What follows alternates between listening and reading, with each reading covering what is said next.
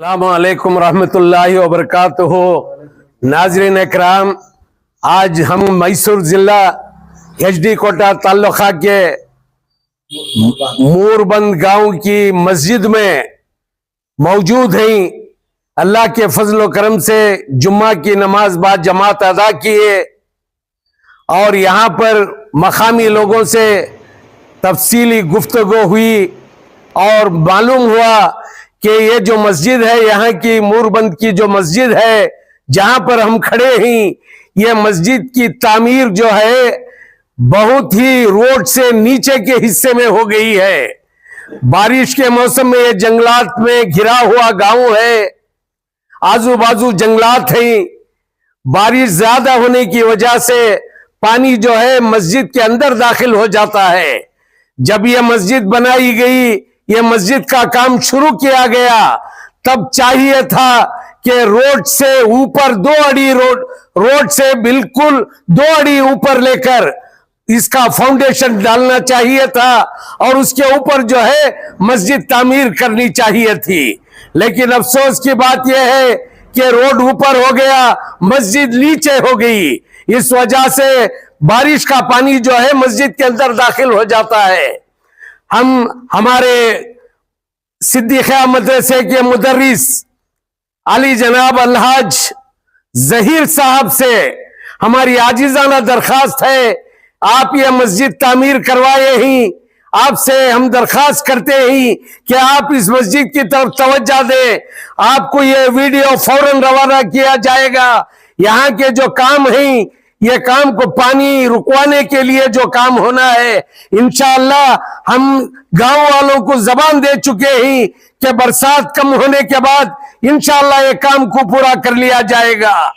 यहाँ पर रोड से जो पानी अंदर आता है, जहां पर डक है, वो डक को ऊपर करवाना है और उसके बाद ये जो सामने का हिस्सा है, ये मस्जिद के सामने के हिस्से को लेवल कराकर मस्जिद के नीचे वाला हिस्सा बनाकर पानी जाने के लिए बारिश का सहूलत करना होगा।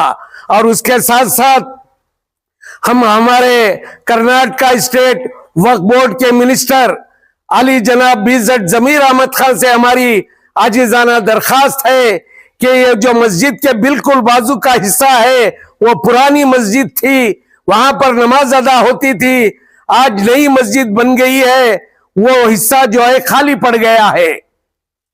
जहां मस्जिद होती है, हमने उलमाए कराम की जबानी सुना है, जहां मस्जिद हुआ करती थी वहां अरबी मदरसा होना चाहिए, ना कि कोई दूसरे और कोई सहूलत कराई जाए।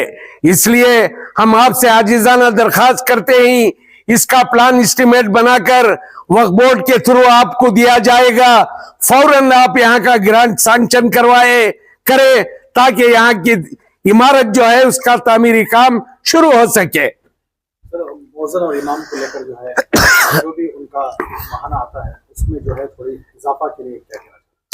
हमने ज़मीर अहमद खान साहब जब हल्फ लिए, उसके थोड़े दिन बाद ही शहर मैसूर से हमने एक वीडियो बनाकर आपको भेजा था कि जनाब बीज़ेड ज़मीर अहमद खान साहब कर्नाटका स्टेट के जो मौज़न हजरात हैं, इमाम हजरात हैं, इनको जो 4000 रुपये इमाम को, 3000 रुपये मौज़न को दिया जा रहा है हदिया, ये बिल्कुल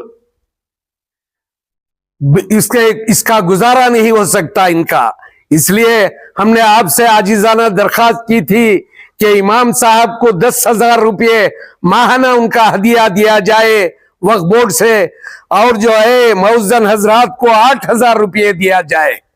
8,000 10,000 रुपये में भी आज कोई गुजारा नहीं हो सकता, इतनी महंगाई है। बचत का पैसा जो है गांव के जिम्मेदार जो है उनको डालकर अपने कमेटी की जानिब से उनको पूरा हर माह का जो तनख्वाह देना है या हदिया देना है, वो वक्फ बोर्ड के पैसों में डालकर उनको अदा कर रहे हैं। बहुत ही मुश्किल हो रही है। खरियों और देहातों में तो बिल्कुल वहां पर मुसलमानों का गुजारा ठीक तरीके से नहीं होता। छोटे मोटे व्यापारी लोग रहते ही, वहां मुसलमानों का गुजारा ही नहीं हो सकता। वो कहां से मैनेजमेंट करेंगे, कहां से मैनेज करेंगे?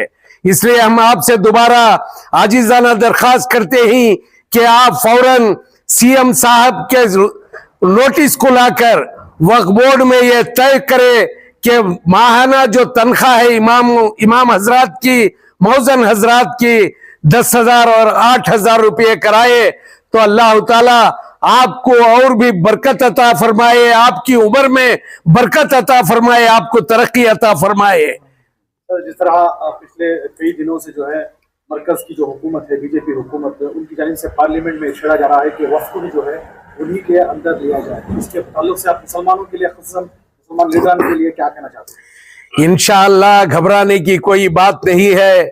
یہ جو مجرا علاقے میں پہلے 1960 سے پہلے یہ تمام پراپرٹیاں مسلمانوں کی، کرسچنوں کی، ہندو بھائیوں کی مجرا علاقے میں رہا کرتی تھی۔ ہمارے مولانا ابو کلام آزاد اللہ تعالی ان کی خبر کو نور سے منور فرمائے، انہوں نے کیا سوچ کر وقف کو علیحدہ کروایا مجرا علاقے سے، تاکہ مسلمانوں کی اتنی پراپرٹیاں ہیں ہمارے بزرگوں نے وقف کر کے دنیا سے چلے گئے۔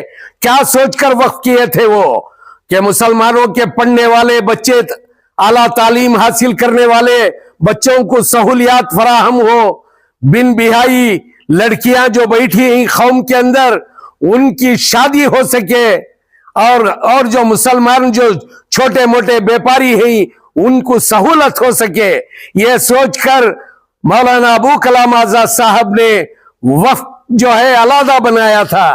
لیکن آج اس کا الٹا ہو رہا ہے، کہاں سہولیات فراہم ہو رہی ہیں۔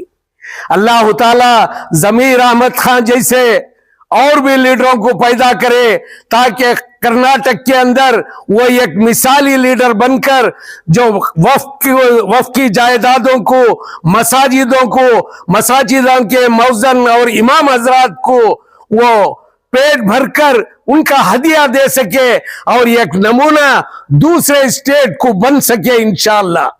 آج میسور سے آپ کے وفد میں کون کون آئے؟